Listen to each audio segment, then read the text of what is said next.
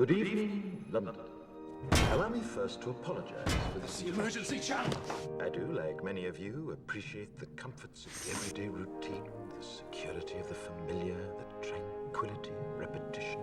Bloody hell. I enjoy them as much as any bloke. But in the spirit of commemoration, Who's that, Mum? whereby those important events of the past, usually associated with someone's death or the end of some awful bloody struggle, are celebrated with a nice holiday, I thought we could mark this November the 5th, a day that is sadly no longer remembered, by taking some time out of our daily lives to sit down and have a little chat.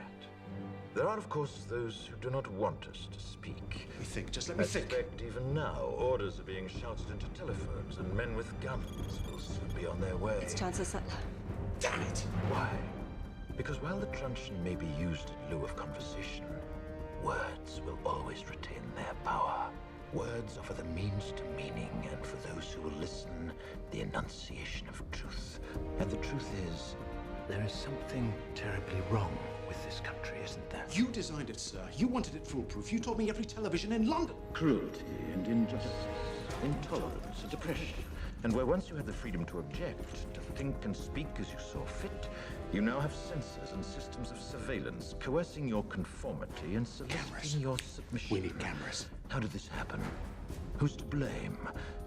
Well, certainly there are those who are more responsible than others, and they will be held accountable.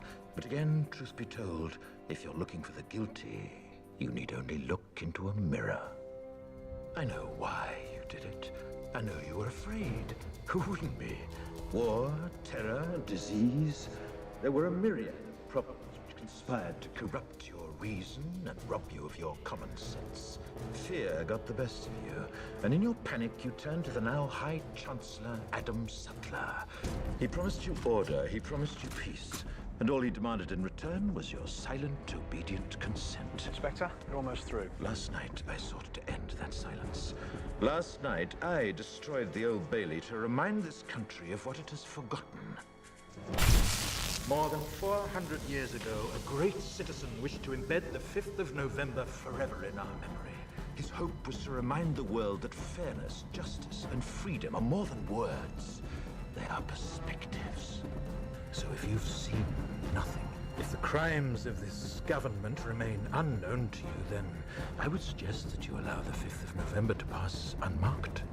But if you see what I see, if you feel as I feel, and if you would seek as I seek, then I ask you to stand beside me 1 year from tonight, outside the gates of Parliament.